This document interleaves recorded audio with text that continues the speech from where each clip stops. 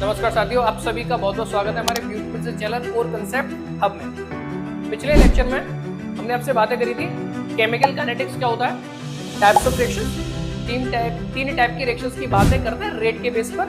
लेकिन हमें इस चैप्टर में एक ही टाइप की रिएक्शंस की बातें करनी है, वो है मॉडरेट रिएक्शन, मॉलिक्यूलर रिएक्शन। मतलब जो रिएक्शन ना तो ज्यादा स्पीड से होती है ना बहुत कम स्पीड से होती है, मॉडरेट रेट से जो रिएक्शंस होती हैं उनकी बातें करनी है। उसके बाद आपसे बातें की गई थी, रेट की बातें की गई थी। रेट क्या है, एवरेज रेट क्या है, और किसी भी रिएक्शन के लिए हम एवरेज रेट कैसे निकालते हैं। एक एग्जांपल लेते हैं, N2S2 और आपका NS3। N2 और S2 को कंबाइन करोगे तो NS3 यानी अमोनिया बनेगा। अब ये रिएक्शन हमको दे दी, अब इस रिएक्शन के लिए हमसे एवरेज रेट पूछा जाए कि इस रिएक्शन का एवरेज रेट निकालिए, आप एवरेज रेट फाइंड कीजिए। तो एवरेज रेट हम किसी भी रिएक्टेंट के टर्म में निकाल सकते हैं, किसी भी प्रोडक्ट के टर्म में निकाल सकते हैं। अगर हम रिएक्टेंट के टर्म में निकालेंगे तो माइनस का साइन आएगा, नेगेटिव साइन आएगा, क्योंकि रिएक्टेंट का कंसंट्रेशन डिक्रीज होता है। अगर हम प्रोडक्ट के टर्म में निकालेंगे तो पॉजिटिव साइन आएगा, क्योंकि प्रोडक्ट का कंसंट्रेशन इंक्रीज होता है। तो ये रिएक्टेंट है minus delta N2 over delta T, या फिर इस रिएक्टेंट के टर्म में निकाल दो। तो ये रिएक्टेंट है तो माइनस जो भी सामने मल्टीप्लाई होगा 1 में आ जाएगा, delta H2 over delta T। Sir अब ये प्रोडक्ट है तो पॉजिटिव का साइन आएगा। जो भी स्टोशियोमेट्रिक होता है, जो भी सामने मल्टीप्लाई होगा 1 में आ जाएगा ना, तो delta NH3 over delta T। ये तो हो गया, ये हो गया आपका एवरेज रेट। अगर मैं आपसे कह दूं रेट ऑफ डिसअपीयरेंस, अगर मैं आपसे कह दूं rate of disappearance, rate of disappearance की मैं बात कर दूं तो कैसे निकालेंगे, तो हम रिएक्टेंट के टर्म में निकालेंगे, तो हम केवल रिएक्टेंट के टर्म में निकालेंगे। और जब भी रेट ऑफ डिसअपीयरेंस और रेट ऑफ अपीयरेंस आपसे बोला जाए तो उसमें स्टोशियोमेट्री का कोई रोल नहीं होगा। स्टोशियोमेट्रिक कोएफिशिएंट जो होता है, जो सामने मल्टीप्लाई होता है, इसका यहां कोई रोल नहीं होगा। देखिए रेट ऑफ डिसअपीयरेंस, जब भी रेट ऑफ डिसअपीयरेंस की बात करेंगे, डिसअपीयर कौन होता है, रिएक्टेंट, यानी रिएक्टेंट के टर्म में निकालना है, तो हो जाएगा minus delta N2 over delta T, या फिर इसके टर्म में निकाल दो, क्योंकि ये भी तो रिएक्टेंट है ना। देखिए जब भी मैं रेट ऑफ डिसअपीयरेंस की बात करूंगा, इट मींस मैं रिएक्टेंट के टर्म में रेट की बात कर रहा हूं, रिएक्टेंट के टर्म में रेट की बात कर रहा हूं। लेकिन यहां पर जो स्टोइचियोमेट्रिक कोएफिशिएंट होगा उसका ना तो डिवाइड मल्टीप्लाई कुछ नहीं होगा। तो ये भी रिएक्टेंट है, तो minus delta H2 over delta. अगर मैं आपसे बात कर लेता रेट ऑफ एपीरेंस, अगर मैं आपसे एपीरेंस के रेट की बात कर लेता, रेट ऑफ एपीरेंस की चर्चाएं कर लेता, तो यानी हम रिएक्शन का रेट निकालेंगे प्रोडक्ट के टर्म में, लेकिन रेट ऑफ डिसअपीयरेंस और रेट ऑफ अपीयरेंस इनमें स्टोशियोमेट्रिक कोएफिशिएंट का यूज नहीं करेंगे। तो यानी ये हो जाएगा पॉजिटिव में डेल्टा NH3 ओवर डेल्टा। किसी भी रिएक्शन के लिए एवरेज रेट कैसे निकालेंगे, एवरेज रेट ऐसे निकालेंगे। एवरेज रेट में क्या होता है, जब हम एवरेज रेट को फाइंड करते हैं, जो स्टोशियोमेट्रिक कोएफिशिएंट होगा वो डिवाइड में आ जाएगा। लेकिन जब हम किसी भी पर्टिकुलर रेट की बात कर ले, जैसे रेट ऑफ डिसअपीयरेंस की बात कर लेंगे, तो स्टोशियोमेट्रिक कोएफिशिएंट का रोल नहीं होगा। अगर मैं रेट ऑफ अपीयरेंस की बात कर लूंगा तो यहां भी आपका स्टोशियोमेट्रिक कोएफिशिएंट का रोल नहीं होगा। अब देखिए कैसे क्वेश्चन बनेंगे, इनमें क्वेश्चन ऐसे बनेंगे कि हमें कोई भी रिएक्शन दे दी जाएगी, उस रिएक्शन में क्या होगा, किसी एक का रेट आपको देगा। मान लो यही रिएक्शन हमारे पास होती और मैं आपको अमोनिया का रेट मैं आपको दे देता और इन दोनों का रेट मैं आपसे पूछता। जब इस टाइप के क्वेश्चंस बनेंगे तो उन क्वेश्चंस को करने के लिए, उन क्वेश्चंस को हम कैसे सॉल्व करेंगे, उसके लिए जर्नल सा एग्जांपल लेते हैं। यही एग्जांपल लेते हैं, अगर मान लो यही एग्जांपल आ जाए तो कैसे सोल्व करें।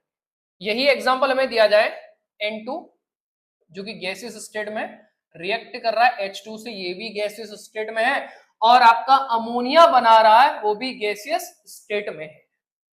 ठीक है, मान लो आपको क्वेश्चन में दे दिया जाए कि इसका रेट आपको दिया जा रहा है, इसका रेट आपको दिया जा रहा है, बाकी अदर का फाइंड करना है।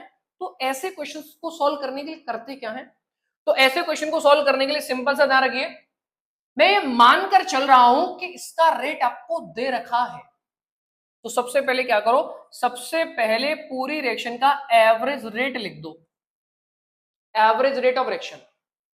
तो ये रिएक्टेंट है तो minus delta N2 over delta T, ये भी रिएक्टेंट है तो माइनस जो सामने मल्टीप्लाई होगा 1 में आ जाएगा delta H2 over delta T, ये प्रोडक्ट है तो पॉजिटिव जो भी सामने मल्टीप्लाई होगा 1 में आ जाएगा delta NH3 over delta T। हमें क्वेश्चन दे रखा है, उसमें किसी एक का रेट दे रखा होगा, बाकी अदर का हमसे पूछेगा। मैंने आपसे बोल दिया मान लो कि इसका रेट हमें दे रहा है और इन दोनों का हमसे पूछ रहा है। तो सबसे पहले क्या करना है, सबसे पहले हमें पूरी रिएक्शन का एवरेज रेट निकाल लेना है, उसके बाद रेट ऑफ N2, यानी मैं delta N2 over delta T की मैं आपसे बात कर रहा हूं, मैं इसके रेट की बात कर रहा हूं। तो जिसका रेट निकालना है उसका एवरेज रेट, उसका एवरेज रेट यानी ये इक्वल में ले लो जो दे रखा है उसका एवरेज रेट। भाई इसका फाइंड करना है तो इसका एवरेज रेट, और इसका गिवन है इक्वल में इसका average rate 1/2 delta NH3 over delta. अगर हमें फाइंड करना हो, हमें फाइंड करना हो रेट ऑफ H2, हमें H2 का रेट फाइंड करना है, तो मैं कह रहा हूं जिसका रेट हमें फाइंड करना है उसका एवरेज रेट, उसका एवरेज रेट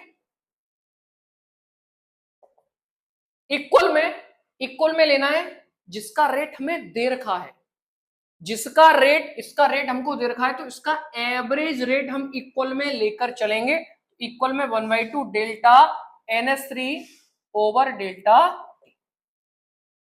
जब भी ऐसे क्वेश्चन बनेंगे कि सर मैं एक का रेट दे रखा है बाकी अदर का हमसे पूछा है, इस तरीके से करेंगे। आइए और क्वेश्चन से समझते हैं। देखिए क्वेश्चन है, अब इस क्वेश्चन में हमसे बोल रहा है इस रिएक्शन में V का रेट, जो V जो रिएक्टेंट है उसका रेट ये दे रखा है, और हमसे A, C और D का रेट हमसे पूछ रहा है।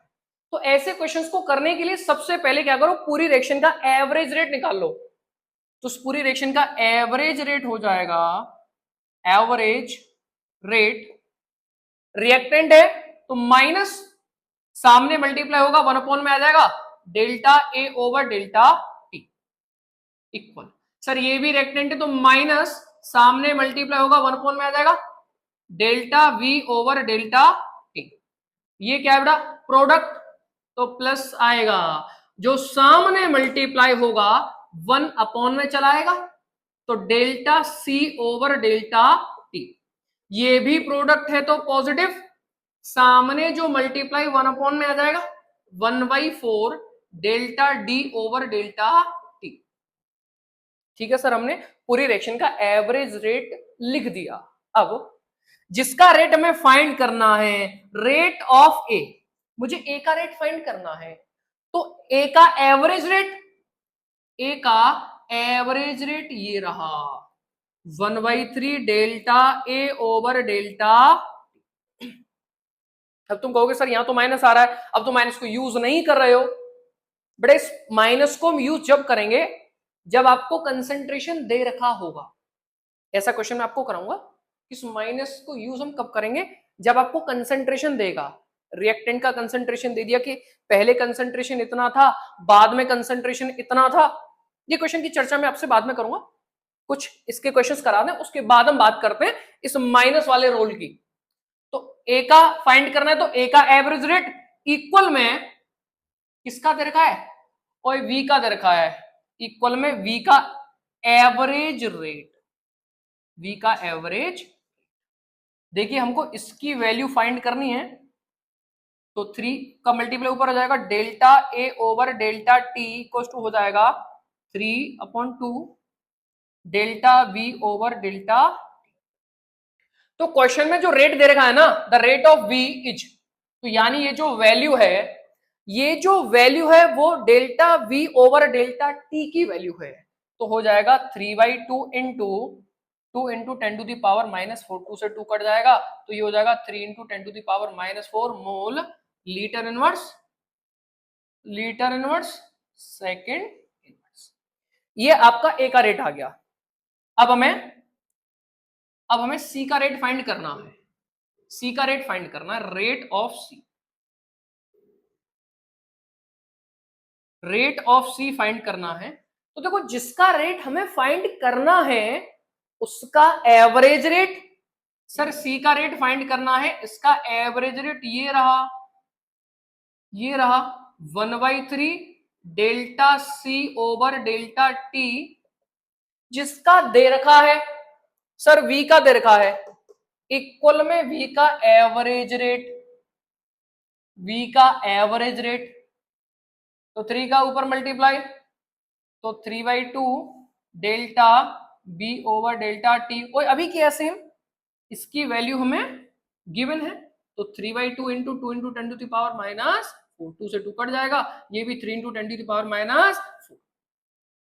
मैंने ए का फाइंड कर लिया, मैंने सी का फाइंड कर लिया, डी का फाइंड हम कर लेंगे। ये आपका डी का आपको फाइंड करना है। एक और क्वेश्चन देखते हैं। तो इस क्वेश्चन में हमें ना ऑक्सीजन का रेट दे रखा है, बाकी अदर का हमसे पूछ रहा है, तो क्या करना है भाई, सबसे पहले हमें पूरी रिएक्शन का एवरेज रेट लिख देना है। तो पूरी रिएक्शन का एवरेज रेट लिखते हैं। आइए सबसे पहले इसी को निपटाते हैं।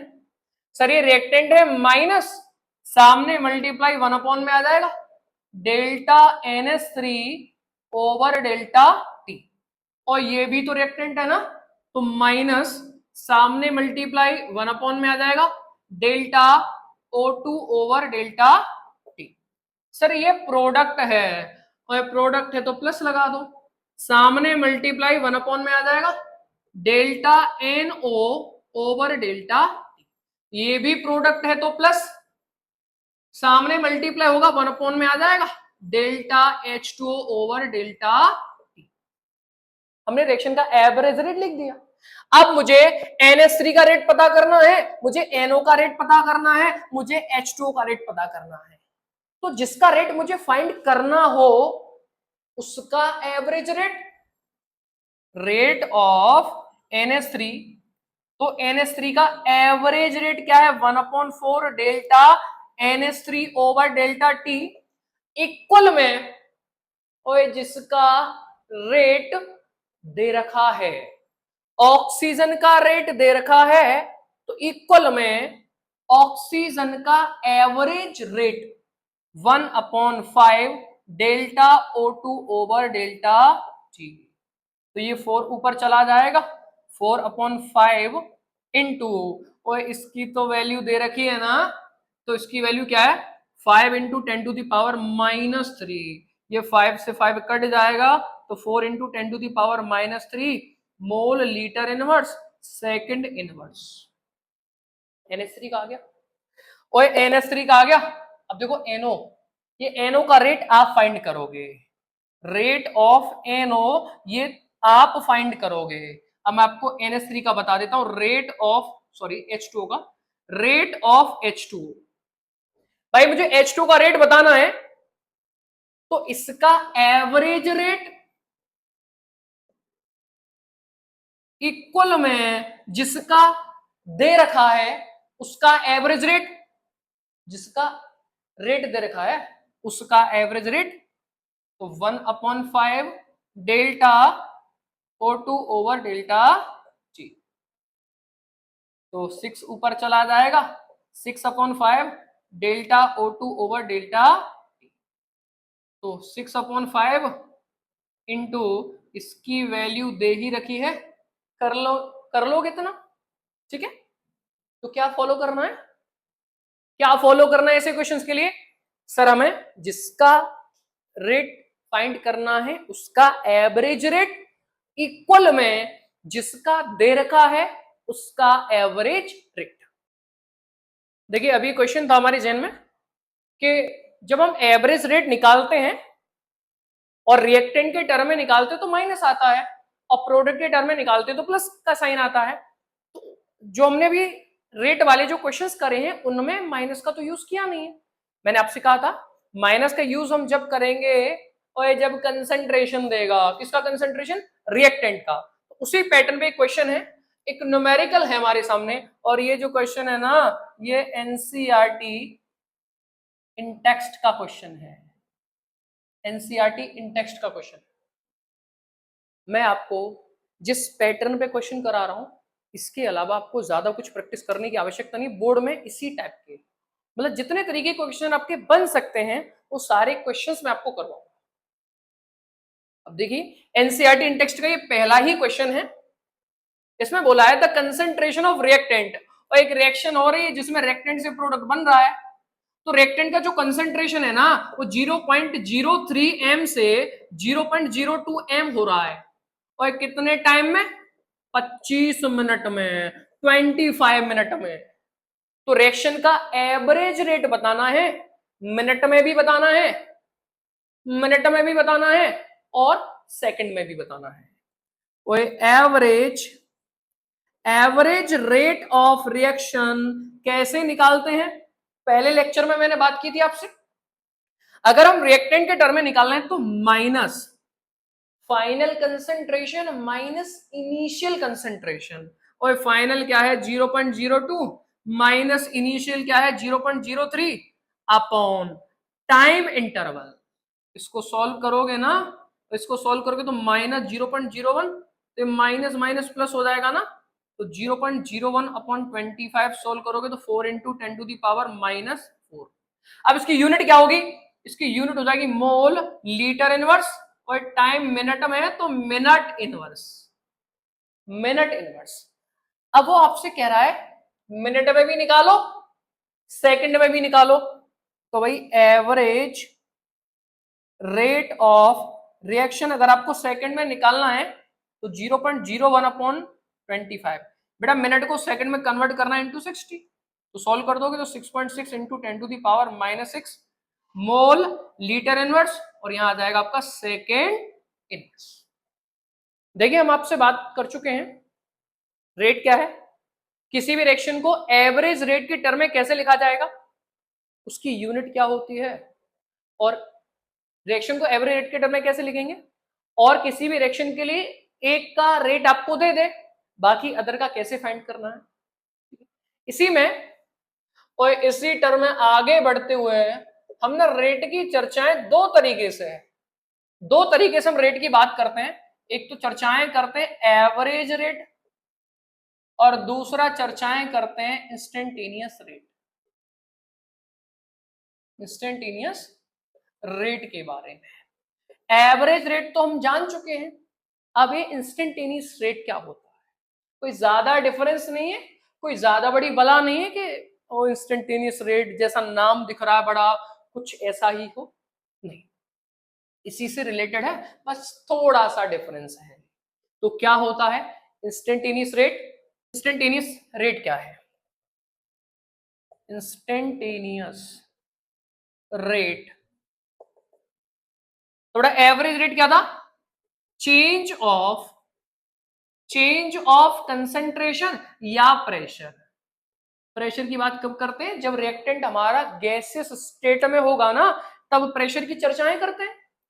तो change of concentration of any reactant और प्रोडक्ट, ठीक है। अरे ये बात तो आपने एवरेज रेट में कही थी, अरे हाँ वही बात यहां करेंगे। चेंज ऑफ कंसंट्रेशन या प्रेशर ऑफ एनी रिएक्टेंट और प्रोडक्ट, किसी भी रिएक्टेंट या किसी भी प्रोडक्ट के कंसंट्रेशन में चेंज, मतलब किसी भी रिएक्टेंट का कितना कंसंट्रेशन बदल रहा है, किसी भी प्रोडक्ट का कितना कंसंट्रेशन बदल रहा है, चेंज हो रहा है upon upon particular instant particular instant of time. देखिए एवरेज रेट में क्या होता है, एवरेज रेट में होता है कंसंट्रेशन में चेंज, कंसंट्रेशन में चेंज एक टाइम इंटरवल में, एक टाइम इंटरवल होगा। जैसे कहेंगे कि मैं 5 मिनट से 10 मिनट के बीच में, 5 मिनट से 10 मिनट के बीच में कितना कंसंट्रेशन चेंज हुआ, तो ये एक टाइम इंटरवल है।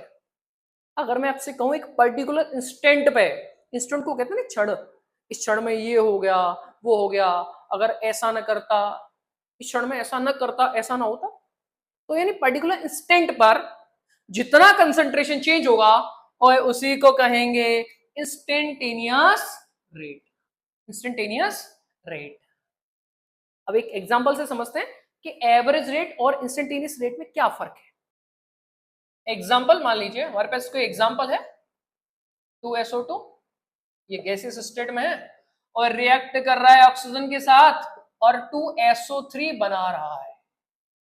अगर अगर मान लो मान लिया हमने, ये मान लिया है रिएक्शन, इस रिएक्शन का एवरेज रेट अगर निकालना हो तो ये ना रिएक्टेंट है तो माइनस, जो सामने मल्टीप्लाई होगा 1 में आ जाएगा delta SO2 over delta T, और ये भी रिएक्टेंट है तो माइनस, सामने मल्टीप्लाई कुछ है नहीं तो delta O2 over delta T, और ये प्रोडक्ट है पॉजिटिव, सामने मल्टीप्लाई होगा 1 में आ जाएगा डेल्टा SO3 ओवर डेल्टा। अगर हमसे बोल दिया जाए, और अगर तुमसे बोल दिया जाए, अगर बोल ही दिया जाए तो तकलीफ किस बात की, अगर तुमसे कह दिया जाए कि इस रिएक्शन का इंस्टेंटेनियस रेट निकालो, तो करना क्या है, जो तुम ये डेल्टा यूज कर रहे हो ना, इसकी जगह बस तुम डी यूज कर दो। ये जो डेल्टा यूज कर रहे हो ना, उसकी जगह डी यूज कर दो। और ये जो डेल्टा यूज करते हैं ना, ये हम यूज करते हैं लार्ज चेंज के लिए, और ये जो हम डी यूज करते हैं ये करते हैं स्मॉल चेंज के लिए। ओ गजब की बात, इसका मतलब एवरेज रेट में थोड़ा जो चेंज होगा वो ज्यादा होगा और इंस्टेंटेनियस में जो चेंज होगा वो कम होगा। हाँ बिल्कुल ऐसा ही होगा। अब देखिए निकालते इसका इंस्टेंटेनियस रेट, तो क्या बोला मैंने, जहां तुमने डेल्टा यूज किया बस वहां डी यूज कर दो, वही तुम्हारा इंस्टेंटेनियस रेट है। तो ये हो जाएगा -1/2 DSO2 ओवर dt, यानी SO2 के कंसेंट्रेशन में change with respect to time, time के साथ इक्वल, भाई रिएक्टेंट है माइनस, बस डेल्टा की जगह, अरे वो डी यूज कर देना है, डेल्टा की जगह बस तुमको डी यूज कर देना है। ऐसे निकाला जाता है किसी भी रिएक्शन के लिए इंस्टेंटेनियस रेट। अब हमारे पास ये दो एग्जांपल है, अरे दो रिएक्शन है, इन दोनों को इंस्टेंटेनियस रेट के टर्म में लिखना है।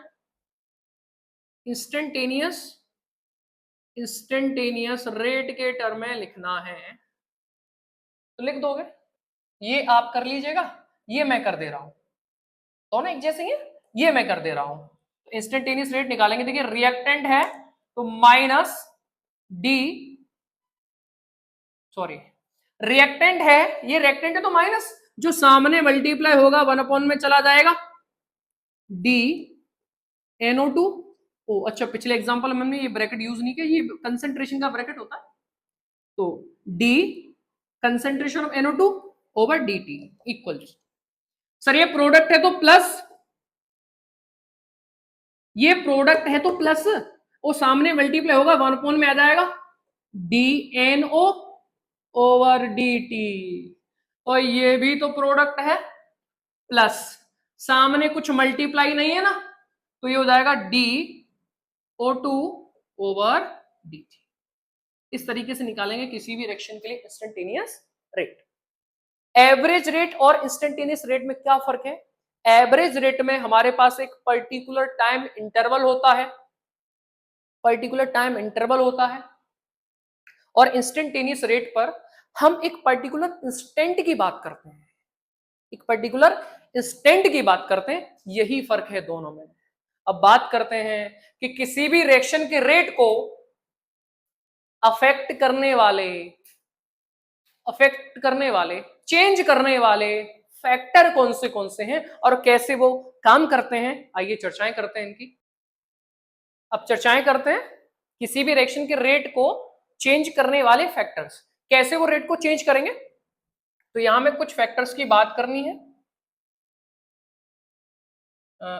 रिएक्टेंट या फिर हम कह सकते हैं नेचर ऑफ रिएक्टेंट,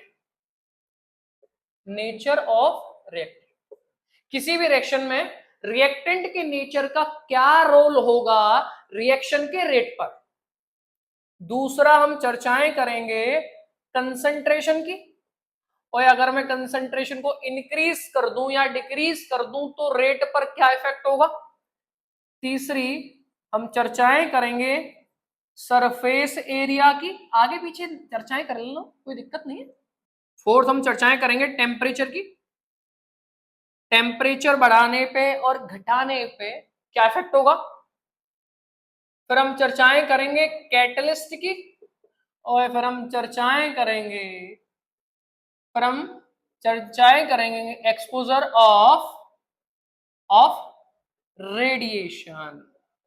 रेडिएशन के एक्सपोजर की बात करेंगे। लेकिन ये चर्चाएं ना हमसे बोर्ड में बहुत रेयरली, वैसे कभी की नहीं है, लेकिन थोड़ा सा जान लेंगे। तो फैक्टर अफेक्टिंग में हम इन टर्म की बात करेंगे कि ये रिएक्शन के रेट पर क्या इफेक्ट डालेंगे, कैसे इफेक्ट डालेंगे। आइए वन बाय वन की बातें करते हैं, चर्चाएं करते हैं इनकी। नेचर ऑफ रिएक्टेंट, किसी भी रिएक्शन पर मान लो एक रिएक्शन हो रही है सर, आर से पी बन रहा है, रिएक्टेंट से प्रोडक्ट बन रहा है, तो इस रिएक्शन पे रिएक्टेंट के नेचर का क्या इफेक्ट होगा। और मान लो अगर रिएक्टेंट तुम्हारा आयनिक है, तो आयनिक होगा तो क्या होगा, रिएक्शन फास्ट होगी। भाई हमने 3 टाइप की रिएक्शंस की बातें करी थी, जिसमें पहला था वेरी फास्ट रिएक्शन, तो वेरी फास्ट रिएक्शन को मैंने दूसरा नाम दिया था आयनिक रिएक्शंस। जिन रिएक्शन में आयन पार्टिसिपेट करते हैं उनको आयनिक रिएक्शन कहते हैं, और जो आयनिक रिएक्शंस होती हैं वो बहुत फास्ट होती हैं, उनके रेट को हम फाइंड नहीं कर सकते। तो अगर आयनिक रिएक्टेंट हुआ तो रिएक्शन फास्ट होगी, आयनिक रिएक्टेंट और रिएक्टेंट रिएक्ट्स फास्टली, और ये तेजी से रिएक्शन करेंगे। अगर रिएक्टेंट तुम्हारा मॉलिक्यूल हुआ तो मॉलिक्यूलर रिएक्टेंट कैसे रिएक्शन करते हैं, ये स्लो रिएक्शन करते हैं, स्लोली।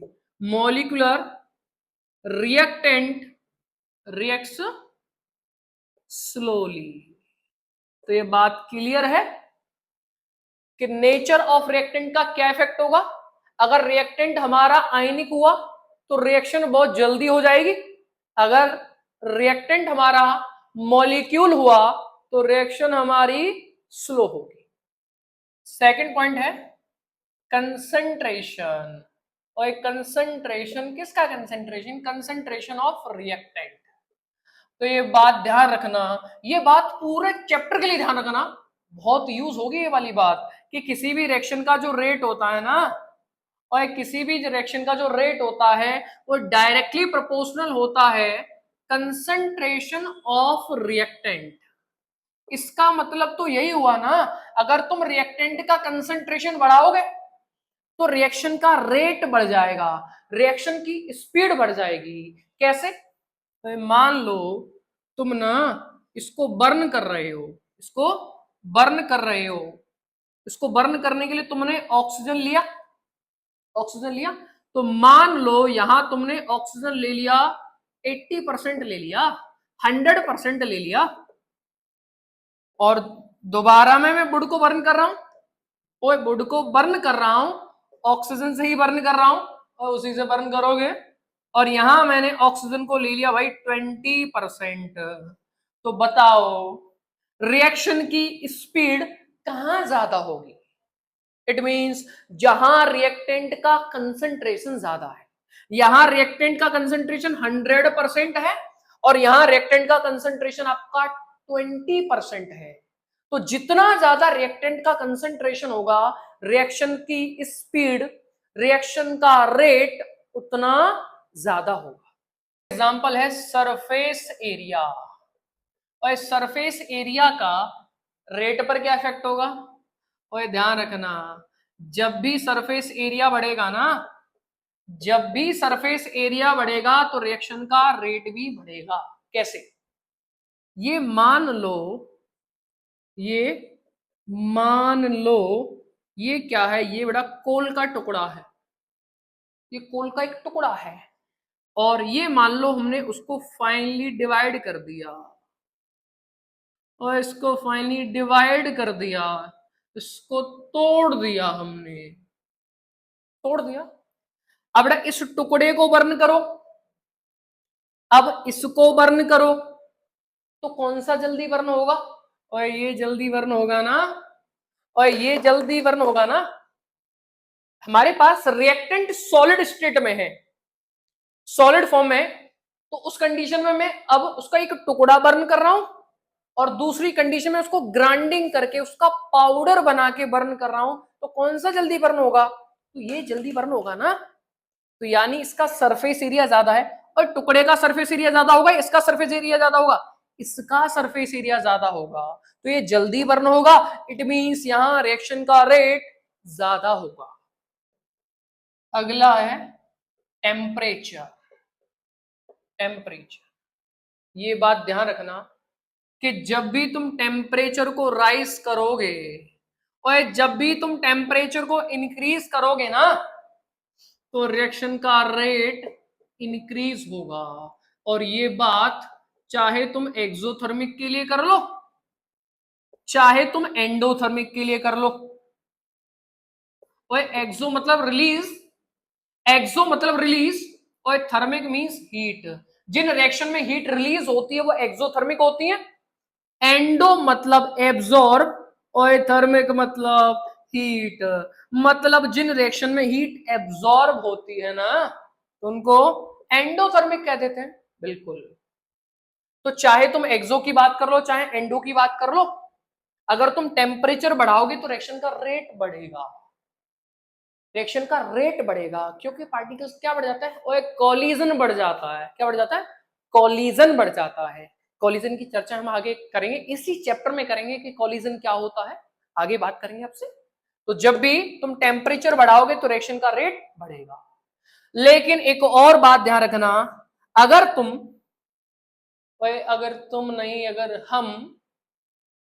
अगर हम किसी भी रिएक्शन के लिए टेम्परेचर को, इस टेम्परेचर को अगर मैं 10 डिग्री सेल्सियस बढ़ा दूं, मान लो एक रिएक्शन हो रही है, आर से पी बन रहा है, और ये रिएक्शन हो रही थी मान लो 35 डिग्री सेल्सियस,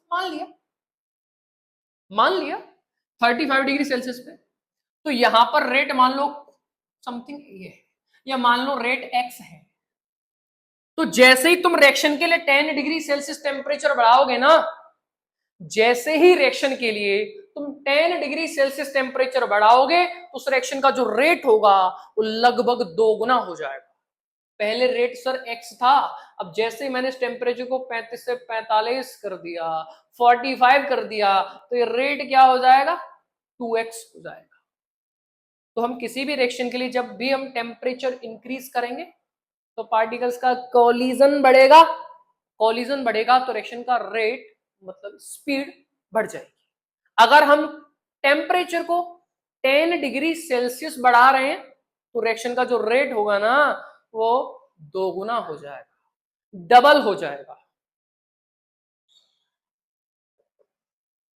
कैटलिस्ट, किसी भी रिएक्शन पे कैटलिस्ट का क्या इफेक्ट होगा, और पहले तो ये जान लेते हैं कैटलिस्ट क्या होता है। कैटलिस्ट क्या होता है? और कैटलिस्ट की कुछ कहानी ऐसे है, जैसे मान लो ये एक फाइट का मैच चल रहा है, तो फाइट के मैच में ये दोनों व्यक्ति लड़ने वाले हैं, ये लड़ने वाले हैं, और ये रेफरी है जो इनको निर्देश देगा, इंस्ट्रक्शन देगा। तो यानी ये जो व्यक्ति है ना, ये जो व्यक्ति है, ये क्या करेगा? ये इस लड़ाई में खुद पार्टिसिपेट तो करेगा नहीं, ये खुद पार्टिसिपेट तो करेगा नहीं, लेकिन ये क्या करेगा, ये इनकी लड़ाई को या तो बढ़वाएगा या रुकवाएगा, बढ़वाएगा या रुकवाएगा। तो यानी ये क्या कर रहा है, ये खुद पार्टिसिपेट नहीं कर रहा है, ये खुद कंज्यूम नहीं हो रहा है। तो ऐसे सबस्टेंस जो रिएक्शन में खुद कंज्यूम नहीं होते, खुद कंज्यूम नहीं होते, लेकिन रिएक्शन के रेट को चेंज कर देते हैं, रिएक्शन के रेट को चेंज कर देते हैं, ऐसे सबस्टेंस को हम कहते हैं कैटलिस्ट। ऐसे सबस्टेंस को कहेंगे कैटलिस्ट। सर जो सबस्टेंस रिएक्शन में कंज्यूम नहीं होंगे लेकिन रिएक्शन के रेट को क्या कर देंगे, चेंज कर देंगे, उनको कैटलिस्ट कहेंगे। आइए देखते हैं कैटलिस्ट कैसे काम करता है किसी भी रिएक्शन के रेट को चेंज करने में। हम कोई केमिकल रिएक्शन करवा रहे हैं, उस रिएक्शन को करवाने के लिए हम पहले रिएक्टेंट को इकट्ठा करेंगे, और रिएक्टेंट इकट्ठा करेंगे, हमने रिएक्टेंट इकट्ठे कर लिए और उनकी एनर्जी केवल इतनी है, मैंने रिएक्टेंट जो इकट्ठे किए उनकी एनर्जी केवल इतनी है, प्रोडक्ट तुम्हारा यहां बनेगा, बट इसे कहेंगे हम ट्रांजिशन स्टेट, इसे कहेंगे ट्रांजिशन स्टेट। मैं बताऊंगा क्या है ट्रांजिशन स्टेट। भाई हम रिएक्शन करवाना चाह रहे हैं, उस रिएक्शन को कराने के लिए मैंने रिएक्टेंट इकट्ठे कर लिए, उनकी एनर्जी केवल इतनी है और प्रोडक्ट आपका यहां जाके बनेगा। तो क्या करेंगे, यहां से यहां तक एनर्जी प्रोवाइड कराएंगे और यहां से यहां तक एनर्जी प्रोवाइड कराएंगे। तो इस एनर्जी को और इस एनर्जी को कहते हैं हम एक्टिवेशन एनर्जी। कौन सी एनर्जी, और कौन सी एनर्जी, एक्टिवेशन एनर्जी। रिएक्टेंट से इस ट्रांजिशन स्टेट तक जो हम एनर्जी देंगे वो क्या कहलाएगी, एक्टिवेशन एनर्जी। अब ये ट्रांजिशन स्टेट क्या है, अगर तुम इस ट्रांजिशन स्टेट के लेफ्ट में जाओगे, अगर इस ट्रांजिशन स्टेट के लेफ्ट में जाओगे तो रिएक्टेंट पाओगे, अगर राइट में जाओगे तो प्रोडक्ट पाओगे। और इस पॉइंट के अगर मैं लेफ्ट में जाता हूं तो रिएक्टेंट मिलता है, अगर राइट में जाता हूं तो मैं प्रोडक्ट मिलता है। मतलब यहां से ही आपका रिएक्टेंट प्रोडक्ट, प्रोडक्ट आपका रिएक्टेंट, मतलब इधर आपका रिएक्टेंट मिल रहा है, इधर हमको क्या मिल रहा है, प्रोडक्ट।